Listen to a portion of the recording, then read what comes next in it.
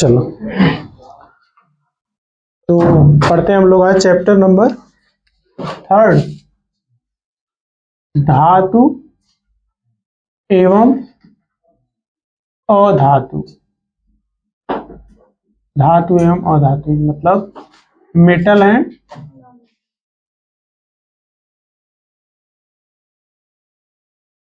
ये आपके केमिस्ट्री का लेसन नंबर 3 है ना, तीसरा लेसन है। एसिड बेस और केमिकल रिएक्शन हम लोग पढ़ लिए, पहला और दूसरा चैप्टर। तीसरा चैप्टर है धातु एवं अधातु। अच्छा एक बात बताओ, धातु कहाँ से मिलता है, कहाँ से हमें प्राप्त होता है धातु? जमीन से। जमीन से मिलता है धातु। कैसे निकलता है? मतलब लोहा निकल रहा है तो फिर उसमें से एक लोहा का राड मिल रहा है, छड़ निकल रहा है, ऐसे निकलता है क्या? फिर कैसे मिलता है? पत्थर में, पत्थर का आकार का निकलता है। कोयला है क्या? धातु ऐसे मिलता है क्या? पत्थर है वहां रखा, चलो उसको काट के लाओ, आधा आधा काट के लाते हैं।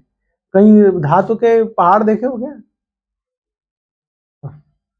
पत्थर उत्थर का पहाड़ रहता है ना, या मिट्टी का रहेगा या पत्थर का रहेगा। तो धातु पहाड़ मिट्टी में तो थोड़ी, ऐसा थोड़ी है कि पहाड़ हो जाएगा धातु का, जाओ लोहा काट काट के लाओ, ऐसा नहीं है ना। पत्थर भी नहीं निकलता है। सोचोगे कि पत्थर होता है जैसे कि धातु है, लोहा का पत्थर मिल जाएगा। लोहा का पत्थर मिलेगा पत्थर के रूप में? नहीं ना। एल्युमिनियम वैसे मिलेगा, कॉपर मिलेगा, सोना ऐसे मिलता ही नहीं है। वो सब कैसे मिलते हैं? जैसे जमीन के अंदर से निकालते हैं।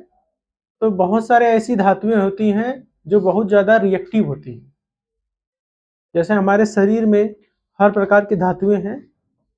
धातुएं मतलब लोहा है हमारे शरीर में, है लोहा है, आयरन है ना। तो क्या वो आयरन का छड़ है? आयरन का छड़ है नहीं ना। हमारे शरीर में कैल्शियम भी है।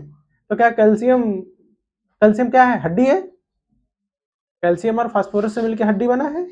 कोई आएगा तो बीच में बैठेगा, चेयर लाके उधर से बोल देना, वहां चेयर इधर कर दो। टूटा हुआ है, देखो थोड़ा सा इधर आके पीछे बैठ जाने दो। बैठ जाओ बैठ जाओ, आराम से बैठ जाओ बैठ जाओ, नहीं कोई दिक्कत। देखो जैसे कैल्शियम है, हर प्रकार की धातुएं हमारे शरीर में पाई जाती है, वैसे ही धरती में भी, पृथ्वी में भी वैसे ही हर जगह बिखरी है धातुएं।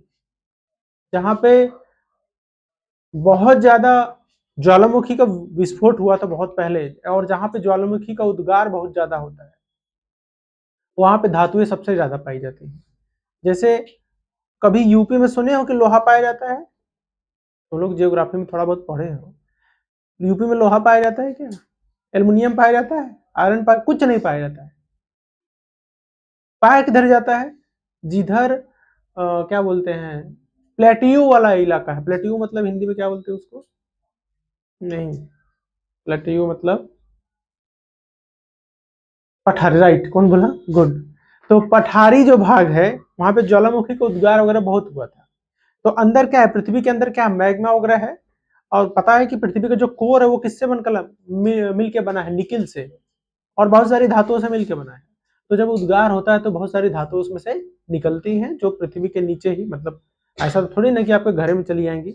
वो तो पहाड़ जैसा बन जाएगा, तो ऊपर मिट्टी हो जाएगी, मिट्टी हो जाएगी, नीचे क्या हो जाएगा? धातुएं बैठ जाएंगी। अब धातु ही ना, लोहा निकल रहा है तो एक एक कितना बड़ा लोहा का राड निकला, ऐसा नहीं, वो बिखरी रहेंगी चारों तरफ। तो वैसे ही धरती के अंदर बहुत ज्यादा खोदने के बाद वहां पे बहुत सारी धातुएं मिलती हैं, जो बहुत पहले पृथ्वी के द्वारा अंदर से बाहर निकलती है और नीचे धीरे धीरे धीरे धीरे वो नीचे बैठ जाती है। तो ये धातुएं ऐसा थोड़ी ना कि एक बोरा ये निकल गया, एक बोरिया निकल गया आयरन, एक इतना निकल गया एल्युमिनियम, ऐसा नहीं होता है। उसको निकालने के लिए भी बहुत तरीका होता है। जैसे कुछ धातुएं ऐसे होती है, जानते होंगे आप लोग, कि जो धातु है वो क्रियाशील होती है, क्रियाशील भी होती है और बहुत कम क्रियाशील भी होती है। बताता हूं कि क्या धातु है, पहले मैं बेसिक आज बता रहा हूं। क्रियाशील भी धातुएं होती हैं और बहुत कम क्रियाशील भी होती है, बहुत कम क्रियाशील। जैसे जो धातुएं बहुत क्रियाशील हैं उसमें क्या है? सोडियम। सोडियम, सोडियम को अभी ऐसे रख दोगे ना बाहर, आग लग जाएगी उसमें। ठीक है। सोडियम के बाद मान लो पोटेशियम ये सब बहुत रिएक्टिव है। मैग्नीशियम है ना, आपका ऐसे ही लिथियम हो गया, ये सब धातुएं क्या है, बहुत रिएक्टिव है। आयरन है, एल्युमिनियम है, निकिल है, आयरन मतलब लोहा, निकिल हो गया, कोबाल्ट हो गया, ये सब धातुएं क्या है, बहुत ज्यादा रिएक्टिव है। और ऐसे ही कापर भी बहुत कम, बहुत ज्यादा क्रियाशील है नहीं, लेकिन फिर भी क्रियाशील है कापर। ये सब धातुएं क्या है, बहुत ज्यादा रिएक्टिव है, बहुत जल्दी कृषि से क्रिया करती है। तो ये धातुएं कभी भी अकेली नहीं पाई जाती है, कभी भी अकेली नहीं पाई जाती है। तो वो उसको कहाँ से निकालते हैं, जैसे क्या है, कहीं पे कुछ हम लोग पता चला कि यहाँ पे धातुएं पाई जाती है, तो वहां पे अगर माइनिंग किए हम लोग, माइनिंग किए, तो वहां से ऐसा नहीं कि बस आयरन निकलेगा, आयरन के साथ उसके ऑक्साइड निकलते हैं, जैसे Fe2O3 मिल जाएगा। Fe2O3 मतलब फेरिक ऑक्साइड, आयरन ऑक्साइड मिल जाएगा। कापर, कापर का है तो उसमें कापर सल्फाइड निकलेगा, तो उसमें से छांट के अलग करते हैं कापर, समझ रहे हो ना। तो जैसा ये सब चीज कहाँ में, ये सब चीज जहां रहेगा, तो ये किस में रहेगा, हमेशा मिश्रण के रूप में, अशुद्धि के रूप में रहता है।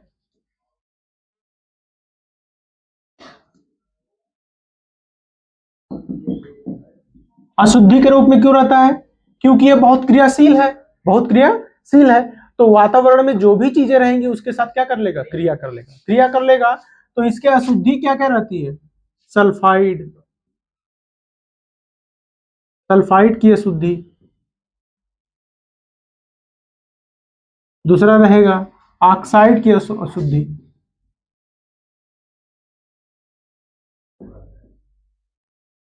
मतलब जैसे ऑक्सीजन भी है ना, तो ऑक्सीजन से क्रिया कर लेगा, सल्फर है, सल्फर से क्रिया कर लेगा। तो ये दो तरह के इसमें पाए जाते हैं, और भी बहुत सारी अशुद्धि पाई जाती है। जैसे अशुद्धि क्या है कि उसमें बहुत सारे, जैसे अगर आयरन है तो आयरन में एल्युमिनियम भी मिल सकता है, उसके साथ मिला हुआ है। बहुत सारी अशुद्धि है, जैसे धूल के कण है, मिट्टी है, पत्थर है ना, बजरी है, ये सब क्या है, उसमें मिक्स रहेगा, जिसको आप देख नहीं सकते, देख कैसे बोल नहीं सकते इसमें कौन सी धातु है, देख के बोलना मुश्किल है। और क्या होता है इसके अंदर, अधात्री रहता है। अधात्री मतलब वो अशुद्धि जिसमें क्या है, कंकड़, पत्थर, मिट्टी, रेत, ये सब क्या है, इसकी अधात्री है। तो पहले तो जो रिएक्शन करके अशुद्धि बनाता है वो है, प्लस उसके अंदर भाई मिट्टी, जमीन में से खोद के निकालेंगे तो इसे तो ये सब तो रहेगा ही ना, उसके अंदर रहेगा ना ये सब, गंदगी उसके अंदर क्या है, ये तो रिएक्शन करके, ये तो निकाल सकते हो, एक ही छान के भी निकाल सकते हो उसको, लेकिन इसको निकालने के लिए तो केमिकल रिएक्शन कर, इसको क्या है, फिजिकली बहुत सारी चीजें ऐसे जो आप भौतिक रूप से अलग कर सकते हो, फिजिकली अशुद्धि दूर कर सकते हैं,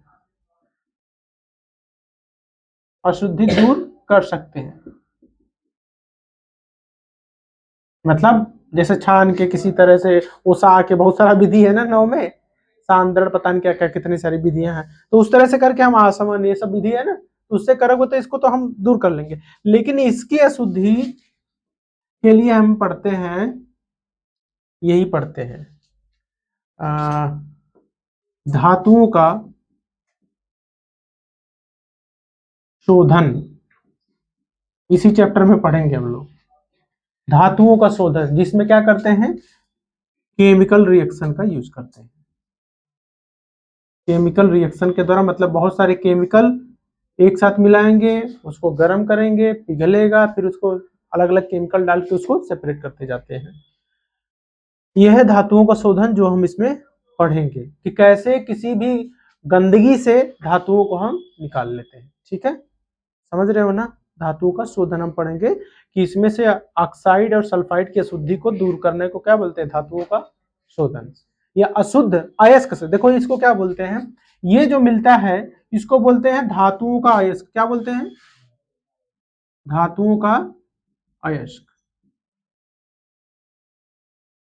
और ये अयस्क कहां से मिलता है? ये मिलता है खनिज से। कहां से मिलता है? खनिज से। तो हम पृथ्वी से जो खोद के निकालते हैं वो क्या रहता है? खनिज। खनिज में से निकलता है अयस्क। अयस्क को शुद्ध करने के बाद क्या मिलता है? धातु। समझ रहे हैं ना? खनिज जैसे खोद के निकालेंगे तो क्या निकलेगा? अयस्क। फिर अयस्क का सांद्रण करेंगे तो प्राप्त क्या होगा? सॉरी, खनिज। खनिज का सांद्रण करेंगे तो प्राप्त होगा अयस्क। फिर अयस्क से क्या बनेगा? धातु। ये प्रोसेस है इसी को शुद्ध करने का। मतलब जो खोदेंगे पहले खोद, जैसे क्या है कि कोई खनिज है, उस खनिज में मान लो यह Fe2S भी है और यह Fe2 भी है और CuFeS2 भी है। मतलब ये कॉपर का भी अयस्क है, आयरन का अयस्क ये है। मतलब इसमें से आयरन इसमें से निकलेगा और कॉपर इसमें से निकलेगा, दोनों इसमें मिक्स है, तो ये तो खनिज हो गया। अब दोनों को अलग, अब ये वाला Fe2 वाला अलग कर दिए और CuFeS2 वाला अलग कर दिए, तो इसको क्या बोलेंगे? अयस्क। तो ये किसका अयस्क हो गया? ये आयरन का अयस्क है, आयरन का अयस्क। ये किसका अयस्क है? कॉपर का अयस्क। अयस्क समझे? अरे जब बहुत सारा मिक्स रहेगा, बहुत सारे धातुओं का अयस्क मिश्रण में रहेगा तो उसको क्या बोलेंगे? खनिज। अब जब उसमें से अलग अलग, जैसे लोहे का कितने हैं खनिज, उसको अलग कर दो। एल्युमिनियम का कितना है उसको अलग कर दो। आयरन का कितना है उसको अलग कर दो। कॉपर का कितना है उसको अलग कर दो। तो जो अलग वाला है वो क्या है? अयस्क। समझ गए? अगर इसको हम मिक्स कर दिए तो ये क्या हो जाएगा? खनिज। मान लो कि एल्युमिनियम भी Al2O3 है, इसको बोलते हैं एल्यूमिना बॉक्साइड। एल्युमिनियम का अयस्क है, इसमें से एल्युमिनियम मिलता है। मान लो ये मिक्स है, पूरा तीनों मिक्स है, तब तो ये क्या है? खनिज। और तीनों अलग अलग कर दिए तो अयस्क होंगे। अलग अलग करने के बाद हाँ तीनों अयस्क हो जाएंगे। हाँ, तो किसका अयस्क है? एल्यूमिनियम का।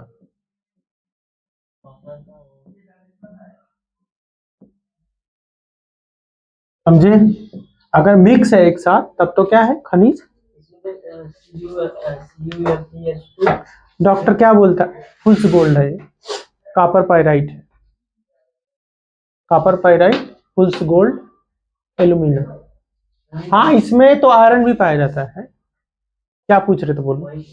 हाँ, तो इसमें आयरन का भी अयस्क है, लेकिन इससे कॉपर ज्यादा मिलता है। मेन क्या है? कॉपर का अयस्क है। ठीक है। हमारे शरीर में भी क्या डॉक्टर बोलता है ना कि आपके शरीर में मिनरल्स की कमी है, खनिज कम है। तो खनिज का मतलब क्या रहता है? खनिज का मतलब रहता है सब कुछ। आयरन, निकिल कोबाल्ट नहीं, आयरन, कैल्शियम, फास्फोरस, ये सब की आपके अंदर कमी है। ये बोलता है क्या कि आपके अंदर Fe का कमी है। कभी बोलता है तो मिनरल्स की कमी है, ये बोलता है। तो मिनरल्स में सब कुछ आ जाएगा। ये तो धरती में पाया जाता है, हमारे शरीर में अलग पाया जाता है। ये पाया जाएगा तो फिर हम आयरन मैन हो जाएंगे। ठीक है, ये नोट कर लो, नोट कर लीजिए। इतिहास, इसको हम लोग इंग्लिश में क्या बोलते हैं? धातुओं के शोधन को क्या बोलते हैं? मेटलर्जी। मेटलर्जी, एलर्जी नहीं, मेटलर्जी। अब ये मेटलर्जी अपने इंडिया में सोचो बहुत पुराना है। अपने इंडिया में मेटलर्जी बहुत अच्छी है। मतलब अभी तो कंपेयर नहीं कर सकते चाइना से, लेकिन जैसे अशोक थे, अशोक, सम्राट अशोक, चंद्रगुप्त, विक्रमादित्य, हर्षवर्धन, कनिष्क, विजयनगर एम्पायर में कौन था? विक्रमादित्य। विक्रमादित्य भाई, वो लोग जो मेटलर्जी किए है ना, शायद मतलब आज भी उस पिलर्स में जंग नहीं लगा है। दिल्ली में है, सांची का स्तूप है, बहुत जगह है, उसमें अभी तक जंग नहीं लगा है। किस तरह का मेटल बना है? अब कोई भी मेटल बनाते हैं उसमें जंग लग जाता है। स्टील में भी हल्का हल्का जंग लग जाता है, लेकिन पहले के कैसे बनाए कि उसमें जंग नहीं लगा अभी तक। क्यों? इंडिया का पहले मेटलर्जी क्या था? बहुत जबरदस्त था। वो भी जानते थे कि कहाँ पे क्या मिलता है, खोद के उसको। सोच कैसे करते रहे होंगे। जैसे क्या है कि आयरन एक साथ, जैसे कोई आपने खनिज निकाला, खनिज है कोई, खनिज में मान लो कि आयरन मिक्स है, एल्युमिनियम मिक्स है, मतलब इसके ऑक्साइड अलग अलग है ना, अयस्क अलग अलग है। मान लो कि आपने एल्युमिनियम हो गया, Fe हो गया, कॉपर हो गया, ये तीन चीज है, तो कैसे पता चले कैसे अलग होगा? एक ही तरीका है, पहले वाला तरीका जो देसी तरीका था, कैसे लोग करते होंगे, पहले तो धूल धार झाड़ दिए, अलग अलग कर दिए, अब इसको क्या करेंगे, गर्म करेंगे, तो सबसे पहले पिघलेगा कौन, कॉपर, कॉपर पिघल के अलग हो जाएगा, फिर एल्युमिनियम, उसको जैसे पिघलता रहेगा तो जो पिघलेगा ऊपर आएगा या नीचे आएगा, तो पिघलेगा तो उसको जिधर से पिघलेगा उसको नीचे से या ऊपर से निकाल लेंगे, तो उसके बाद पिघलेगा एल्युमिनियम, फिर पिघलेगा सबसे लास्ट में आयरन, तो आयरन अकेला रह जाएगा। ये तरीका था, लेकिन अब ये तरीका नहीं करते, अब दूसरा तरीका करते हैं, बहुत अलग तरीका करते हैं, बताऊंगा कैसे करते हैं, आसान हो गया है, लेकिन इंडस्ट्री में जो यूज होता है अब ये यूज नहीं होता, इससे भी मॉडर्न इंडस्ट्री हो गई है, सब एआई पे काम करते हैं।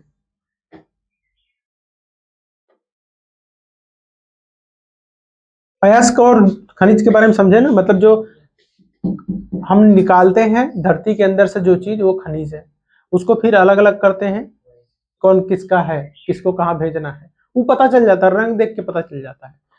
आयरन है तो आयरन का अगर अयस्क है तो उसका रंग क्या होगा, रेड जैसा होगा, रेडिश, रेड जैसा रंग होगा, मतलब एकदम जैसा ईटा का रंग होता है ना, उसका अयस्क ईट के जैसे का होगा, ईट के जैसे। ये थोड़ा सा ब्राउन होगा, कॉपर, ये व्हाइट सा होगा, व्हाइटिश कलर होगा। एल्युमिनियम क्या होता है, व्हाइट कलर का होता है। हाँ एल्युमिनियम है,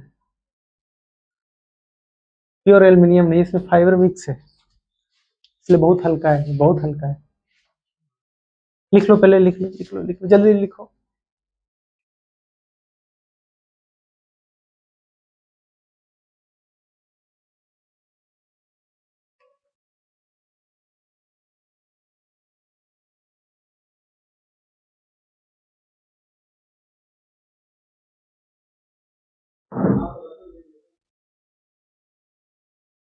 जितने भी धातुएं मैं लिखा हूं ये सब कभी भी अकेले नहीं मिलेंगे, तो आप लोग को पता ही नहीं चलेगा इसमें क्या है।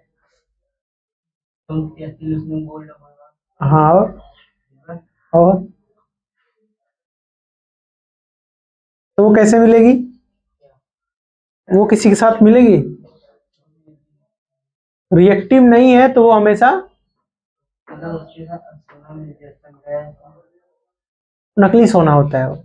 ये नकली सोना यही कान है, फुल्स गोल्ड, ये FeS2 फुल्स गोल्ड, रोल गोल्ड जो बोलते हैं, रोल गोल्ड का सामान है ना, तो ये FeS2 है वो जर्मन सिल्वर की बात कर रहे हो, जर्मन सिल्वर अलग होता है, ZnCl2 होता है, AgCl2 Zn, बताता हूँ मैं उसको, पहले इसको लिख लो।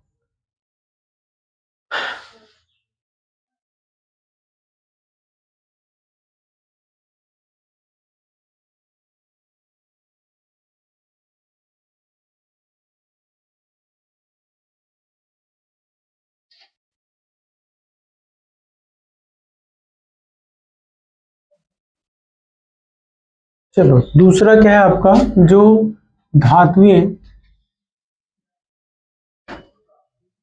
बहुत कम क्रियाशील होती हैं।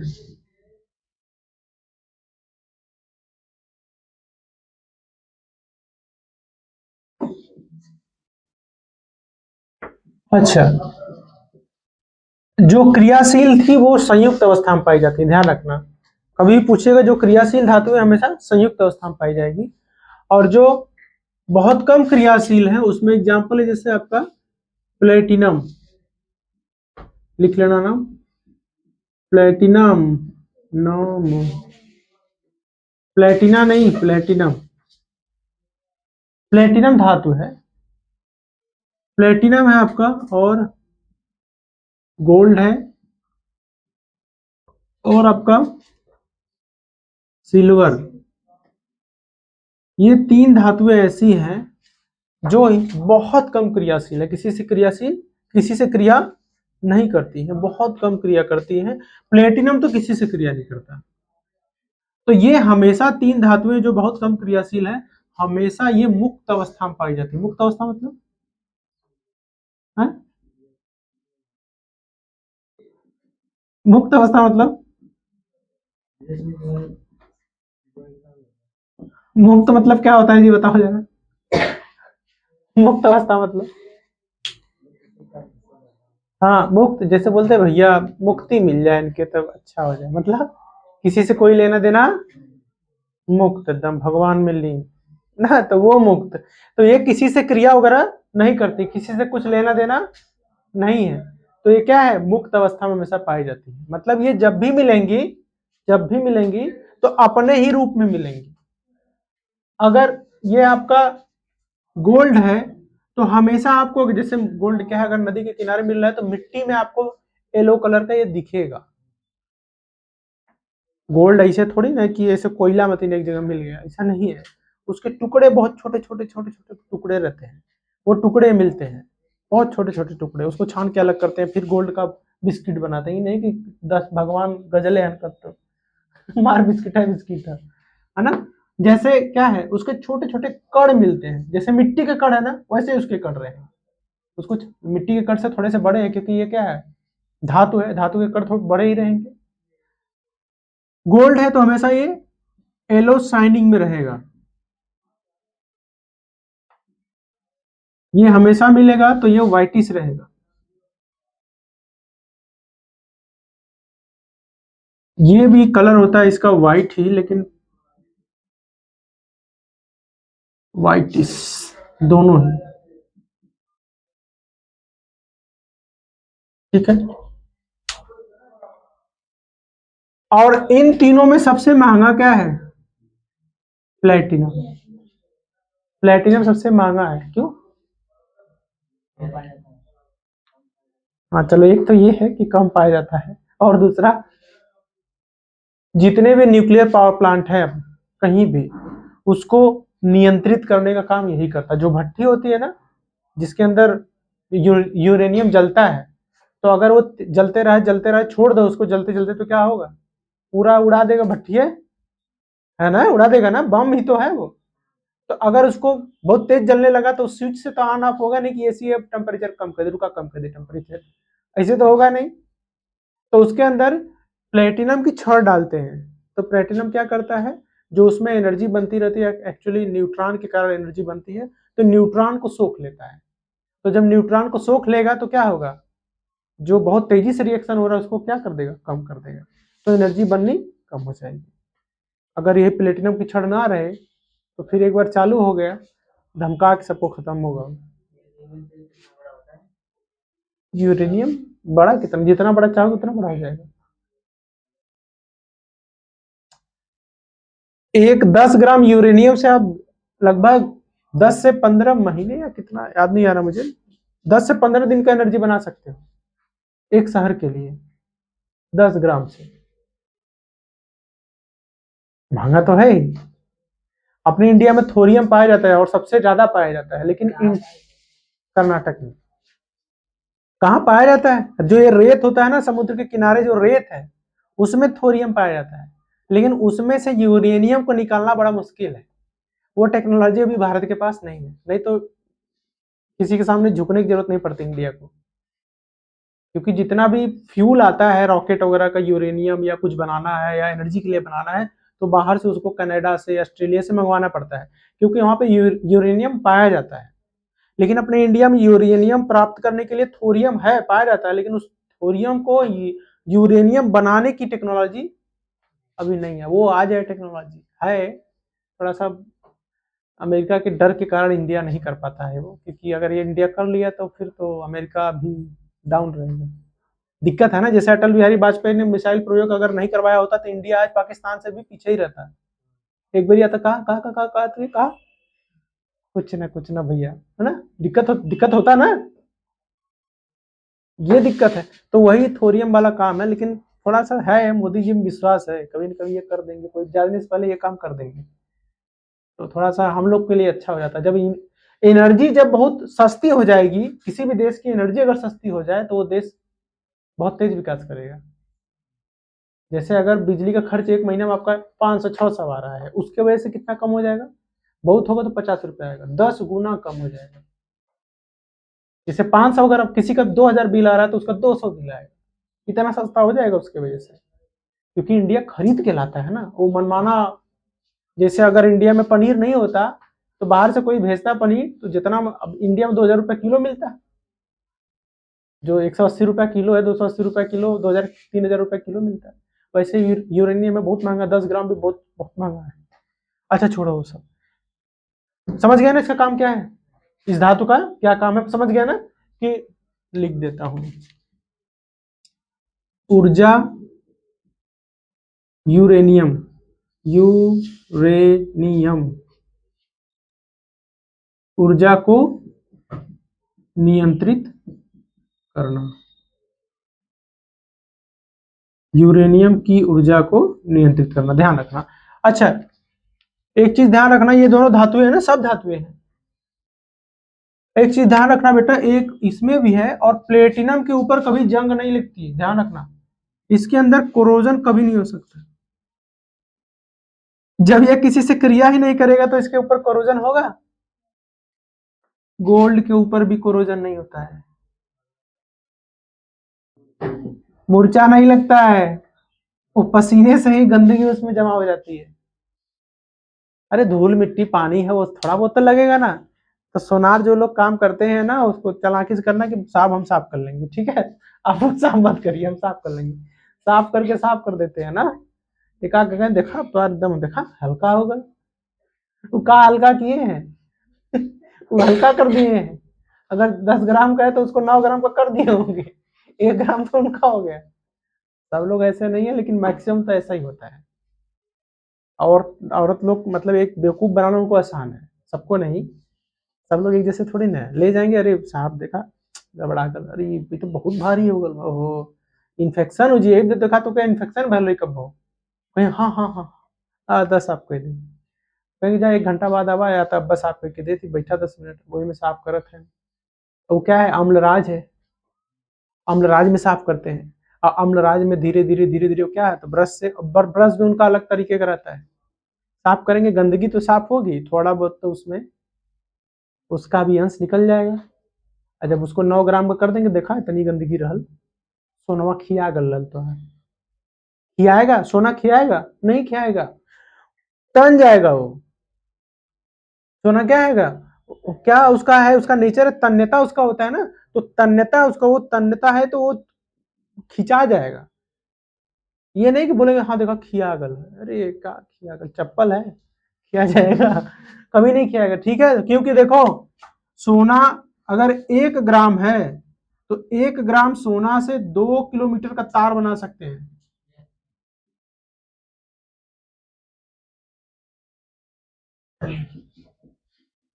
दो किलोमीटर भाई है, 8 में था ना, 8 में।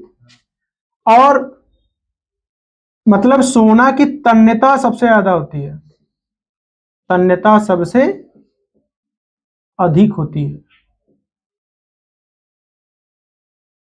एक बात बताऊं आप लोग को, जो मोबाइल होता है ना, उसके अंदर जो वायरिंग होती है उसके अंदर सोना होता है। महंगी मोबाइल, आईफोन वगैरह जो महंगा है, या कोई भी फोन है, उसके अंदर एक वायरिंग होती है, लेकिन वो वायरिंग इतनी छोटी है कि उसमें से सोना नहीं निकाल पाओगे। हाँ, जैसे मिठाई के ऊपर चांदी का लेप लगाया जाता है ना,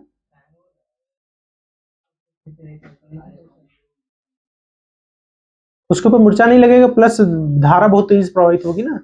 अब मोबाइल में तुम्हारे जैसे मोबाइल से जलाते हैं तब जाके बल्ब जलता है, अगर वैसे मोबाइल काम करने लगे ना तो बोलोगे अरे फोन में हैंग होता है, तुरंत छूते पट से खुल जाती है मोबाइल ना। अभी मैं वहां टच करूं फट से खुल जाएगी मोबाइल, एआई का जमाना है ना। तो गोल्ड कोटिंग नहीं करेंगे तो विद्युत धारा का प्रवाह नहीं होगा ना। क्यों, इसका एक कारण और भी है, तन्यता तो सबसे अधिक है ही, और विद्युत धारा का प्रवाह भी सबसे ज्यादा किसमें होता है, नहीं, विद्युत धारा का प्रवाह सबसे ज्यादा चांदी में।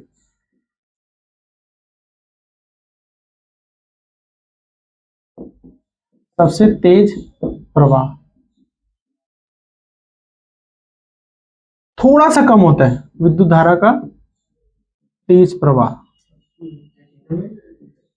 उसमें इतना तेज नहीं होता, बहुत कम होगा, इसमें बहुत तेज है।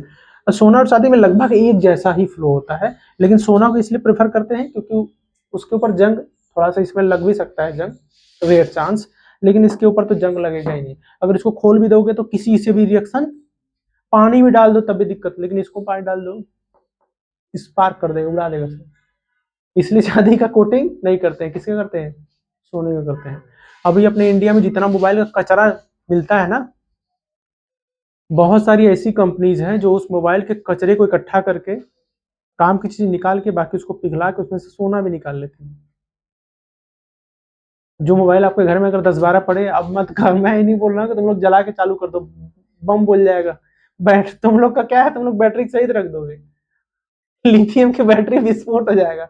अगर 6-7 रख दिए तो पूरा घर में उड़ा दोगे, है ना। तो ये सब काम मत करना, अगर करना, अब कर भी लोगे तो कैसे पता चलेगा कहाँ सोना है। अगर कर भी लिए, पिघला भी लिए, तो क्या पता चलेगा, उसके लिए बहुत प्रोसेस होता है। ऐसे थोड़ी नहीं कि भट्टी में गर्म किए अब एक अब पता चल जाए। वही ना जो क्रांति भूमि में बोलता है, वो क्या नाम है, नाना पाटेकर, बताया कौन सा हिंदू का खून, कौन सा मुस्लिम का खून, नहीं पता चलेगा ना, उसमें बहुत सारी धातुएं हैं। हाँ बिना मशीन का पता नहीं चलेगा कौन सा गोल्ड है। हाँ, तो तन्यता सबसे ज्यादा किसका है, गोल्ड का। अघात वर्धनीयता सबसे ज्यादा किसकी होती है, अघात वर्धनीयता। अघात वर्धनीयता मतलब उसको पीट के चादर बनाना, चांदी का सोना। चादर 20,000 चादर बनती है। 1 ग्राम सोने से 2 ग्राम सोने से 20,000 चादर। 20,000 चादर।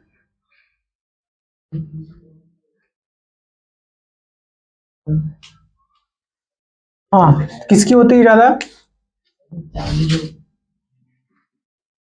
अब सोना लगाएंगे मिठाई के ऊपर ज्यादा महंगा हो जाएगा ना, इसलिए चांदी लगाते हैं। मैलिएबिलिटी भी, मतलब मैलिएबिलिटी मतलब अघात वर्धनीयता।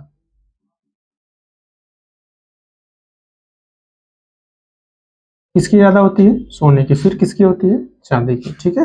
अब मिठाई के ऊपर जो लेयरिंग करते हैं ना, व्हाइट व्हाइट से लगा रहता है, वो क्या होता है, चांदी होता है। लेकिन वो इतनी चांदी थोड़ी ना उसको बेच के कमा लोगे, इतनी पतली है कि उसको अगर ऐसे छुओगे तो टूट जाती है ना।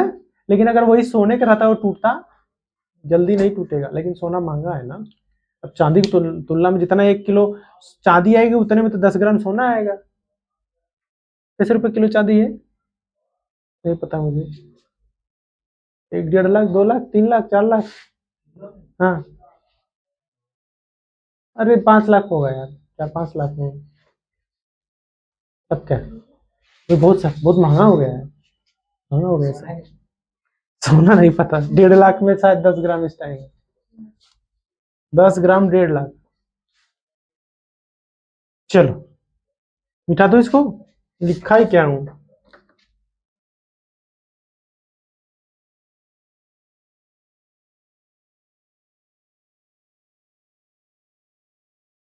इस संडे को मैथ का टेस्ट है ना,